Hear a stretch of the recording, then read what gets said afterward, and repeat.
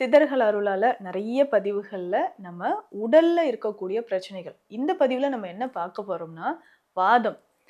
வாதம், மூட்டு வலி சார்ந்த பிரச்சனைகளுக்கு சிறந்த உணவு முறைகள் எதெல்லாம் சாப்பிடலாம், எதெல்லாம் சாப்பிடக்கூடாதுன்றத பத்தி பார்க்கலாம். அதாவது இந்த வாதம் அப்படின்னு சொல்றது, மூட்டு வலி தாங்க முடியாம இதுல நிறைய டைப்ஸ் இருக்குங்க. சித்த மருத்துவத்துல வாதம் அப்படின்னு சொல்றதே 80 வகையான வாதங்கள பத்தி சித்தர்கள் சொல்லியிருக்காங்க. இதுல ஒண்ணொண்ணும் தலை வலி ஏற்படுறதுல இருந்து நமக்கு முகத்துல ஏற்படக்கூடிய பிரச்சனைகள், உடல் மூட்டுக்கள்ல ஏற்படக்கூடிய பிரச்சனைகள், இந்த மாதிரி எல்லாத்துலயுமே வாதம் அதிகரித்தால் வரக்கூடிய பிரச்சனைகளாக இருக்கு. மெனோபாஸ் டைம்ல இருக்கக்கூடியவங்களுக்குலாம் பார்த்தோம்னா இந்த ஆஸ்டியோ ஆர்த்ரைட்டிஸ் வந்து மூட்டு எலும்பு தேய்மானம்ன்றது நமக்கே கண்ட்ரோல் பண்ண முடியாத அளவுக்கு மூட்டு எலும்பு தேய்மானம் வந்துருது. நடக்கும்போது கலக்கலுக்குன்னு சவுண்ட் வர்றது, இன்ஃப்ளமேஷன் அதிகமாகி ரெட்னஸ் வீக்கம் ஏற்பட்டு காலில் நல்லாவே ஒரு வீக்கம் வந்துடுது. ஸோ இந்த மாதிரி இந்த வீக்கத்தை எல்லாமே சரி செய்யறதுக்கு நம்ம என்ன பண்ணலாம், வீக்கம் சரியாகிறதுக்கான வழிமுறைகளை நம்ம என்ன எடுத்துக்கலாம் அப்படின்றத பார்க்கலாம். நம்ம செய்யக்கூடிய சில வகையான தவறுகள், உணவு முறையில நம்ம செய்யக்கூடிய தவறுகள், இதுதான் நமக்கு அதிகமான வாதத்தையும் அதிகரிக்குதுன்னு சொல்லலாம். Welcome to Nitya's Varam, where ancient Siddha tradition meets modern healing. Experience the difference. வரம் நேயர்களுக்கு வணக்கம். நான் டாக்டர் நித்யா, சித்தா ஃபிசிஷியன். சித்தர்கள் அருளால நிறைய பதிவுகள்ல நம்ம உடல்ல இருக்கக்கூடிய பிரச்சனைகள், இந்த பதிவுல நம்ம என்ன பார்க்க போறோம்னா, வாதம்.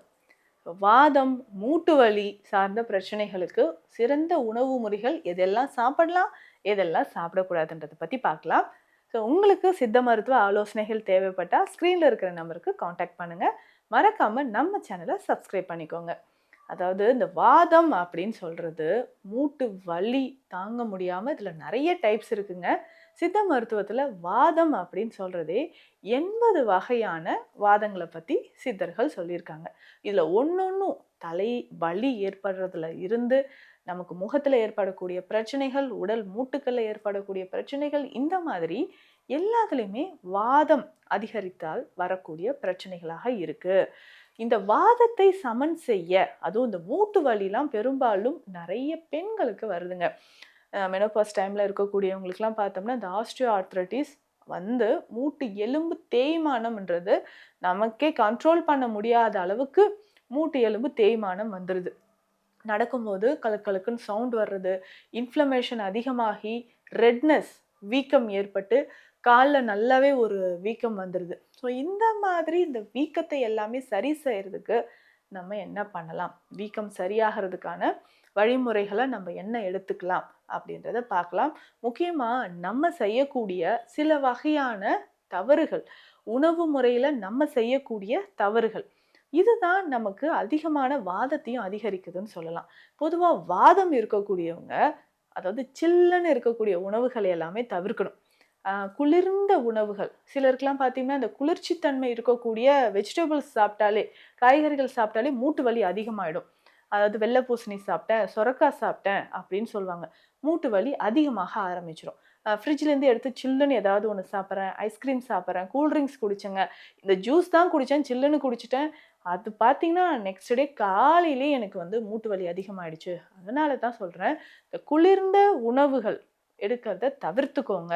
இது ரொம்ப ரொம்ப முக்கியம். இதுல நிறைய பேருக்கு ஒரு டவுட் வரும், நீர் ஆகாரம் சாப்பிடலாமா, மோர் சாப்பிடலாமா அப்படின்னு.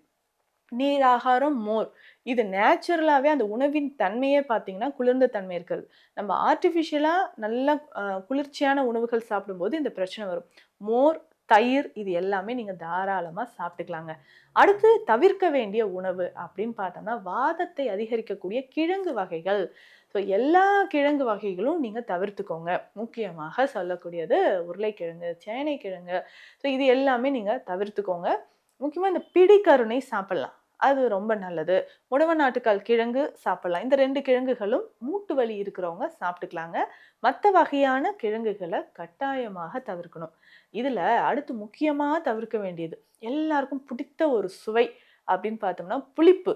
நல்ல புளி சேர்த்து இந்த வத்த குழம்பு, காரக்குழம்பு, மீன் குழம்புலாம் வச்சு நீங்க சாப்பிட்டுட்டீங்கன்னா அதனோட வலி, அதனால ஏற்பட்ட மூட்டு வலி குறையறதுக்கே உங்களுக்கு ரொம்ப நாள் ஆயிடும். அப்போ இந்த மூட்டு வலி குறையிறதுக்கு புளிப்பே சேர்க்கவே வேண்டாம். இந்த புளி தான். அப்போ புளிப்பு சுவையை தவிர்க்கணுமா? அப்படி கிடையாதுங்க. இந்த புளி என்ன பண்ணும்னா, நம்ம ரத்தத்துல கழிவுகளை அதிகமாக்க ஆரம்பிச்சிரும். மூட்டுக்கள்ல அந்த இன்ஃப்ளமேஷனை அதிகரிக்கும். ரத்தத்தை வந்து அதிகமா கழிவுகள் சேர்றதுக்கு நம்ம புளி சேர்த்து சாப்பிட்றது ஒரு முக்கிய காரணம்.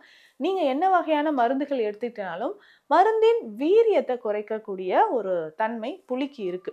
ஸோ அதனால நிறைய புளி சேர்த்து சாப்பிட்டீங்கனாலும் அதையும் குறைச்சிக்கோங்க. ஸோ இந்த புளி சேர்த்து சாப்பிட்றத தவிர்த்துட்டு, ஸோ இது எல்லாமே கட்டாயம் நீங்கள் தவிர்க்க வேண்டியது.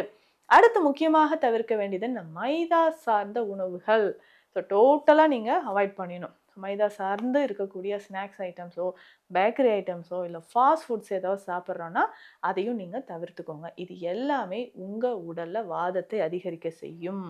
அப்போ வாதத்தை சமநிலைப்படுத்துவதற்கான உணவுகள் வேற என்னென்ன நம்ம சாப்பிட்டா வாத நோயிலேருந்து கொஞ்சம் தப்பிக்கலாம் அப்படின்னு கேட்டிங்கன்னா, நெய். ஸோ தினம்தோறும் காலையில் ஒரு 10 ml நெய் உருக்கி சாப்பிட்றது நல்லது. நல்லெண்ணெய் சாப்பிட்றது உங்களுக்கு நல்ல பலனை தரக்கூடியது. ஸோ நெய்யோ நல்லெண்ணெயோ நீங்கள் வந்து எடுத்துக்கலாம், தாராளமாக எடுத்துக்கலாங்க. அதை தாண்டி வேறு என்ன எடுத்துக்கலாம் அப்படின்னு கேட்டிங்கன்னா, நம்ம சாப்பிடக்கூடிய இந்த காய்கறி வகைகளில் வாதத்தை போக்கக்கூடிய, அதாவது நம்மளுடைய நாட்டு காய்கறி, முருங்கைக்கீரை, முருங்கைப்பூ ரொம்ப சிறந்தது, முருங்கைக்காய், முருங்கை பட்டையெல்லாம் கஷாயம் போட்டு குடித்தோம்னா வாதம் வீக்கம் நமக்கு நல்லா குறையும். ஸோ முருங்கை பட்டை ஒன்றும் இல்லை, அப்படி சின்னதாக ஒரு சின்ன துண்டு மரத்துலேருந்து பட்டையை அப்படியே எடுத்துக்கோங்க. அதை நசுக்கி இதனோட சீரகம், பூண்டு சேர்த்து ஒரு 5-6 மிளகு சேர்த்து நல்லா கொதிக்க வச்சு பாயில் பண்ணி ஃபில்டர் பண்ணிவிட்டு இந்த பட்டை, முருங்கை பட்டையை கஷாயமாக நம்ம குடிக்கும்போது மூட்டு வலி அப்படின்னு சொல்கிற பிரச்சனை, மூட்டுக்கல்ல இருக்கக்கூடிய வலி, வாதம் நமக்கு நல்லாவே குறைய ஆரம்பிக்கும். இன்னொரு முக்கியமான விஷயம், அதாவது மலச்சிக்கலுங்க. மலச்சிக்கல் இல்லாமல் பார்த்துக்கோங்க. மலச்சிக்கல் இருந்ததுன்னா உங்களுக்கு வாதம் அதிகமாயிட்டே போகுங்க. இந்த மலச்சிக்கலை சரியானா மட்டும்தான் வாதம் நமக்கு குறையும். அப்போது இந்த மலச்சிக்கல் சரியாகிறதுக்கான பெஸ்ட் மெத்தட், பெஸ்ட் மெடிசன், அதாவது மலச்சிக்கலும் சரியாகணும், வாதமும் சரியாகணும்னா மூலக்குடோரி எண்ணெய். அது ரொம்ப ரொம்ப பெஸ்ட்டாக இருக்கும். அதை நீங்கள் பயன்படுத்திக்கோங்க. வாரம் ஒரு முறை இந்த மூலக்குடோரி எண்ணெய் ஒரு ஸ்பூன், ஒரு 5 ml அளவுக்கு எடுத்து குடிச்சிடுங்க. அப்போது வயிறு பகுதியில் இருக்கக்கூடிய கழிவுகள் நமக்கு நல்லாவே வெளியேற ஆரம்பிக்கும். ஸோ வயிறு பகுதியில் இருக்கக்கூடிய கழிவுகள் நல்லா வெளியேற வாதமும் உங்களுக்கு குறையும். பெரும்பாலும் வாத நோய்களுக்கான ட்ரீட்மெண்ட் எடுக்கும்போது நல்ல ஒரு பேதி மருந்து கொடுத்துட்டு நம்ம எடுத்துப்போம். ஸோ அந்த மாதிரி நீங்கள் எடுக்கும்போதும் உடல் நலனில் நல்ல ஒரு முன்னேற்றம் உங்களுக்கு தெரிய ஆரம்பிக்குங்க. ஸோ பொதுவாகவே இதை நீங்கள் கண்டினியூ பண்ணும்போது உடலில் நிறைய மாற்றங்கள் உங்களுக்கு தெரிய ஆரம்பிக்குது. அப்போ வாதம் குறையணும்னா இந்த உணவுகளை தவிர்த்துக்கோங்க, இந்த உணவை சாப்பிடுங்க. பொதுவாகவே உங்களுக்கு மூட்டு வலி சம்மந்தப்பட்ட பிரச்சனைகள் இருந்ததுன்னா வாத நாராயண தைலமோ, வாத கேசரி தைலமோ இதை அப்ளை பண்ணிவிட்டு ஒற்றடம் கொடுக்க மறக்காதீங்க. இது எல்லாமே எக்ஸ்டர்னல் தெரபிஸ், புற சிகிச்சைகள். இதை பண்ணும்போதும் உங்களுக்கு வாதம் சம்மந்தப்பட்ட, மூட்டு சம்மந்தப்பட்ட பிரச்சனைகள் நமக்கு குணமாகுது. ஸோ இந்த பதிவு உங்களுக்கு யூஸ்ஃபுல்லாக இருக்கும்னு நினைக்கிறேன். மீண்டும் அடுத்த பதிவில் சந்திக்கலாம். நன்றி. Welcome to Nitya's Varam, where ancient Siddha tradition meets modern healing. Experience the difference.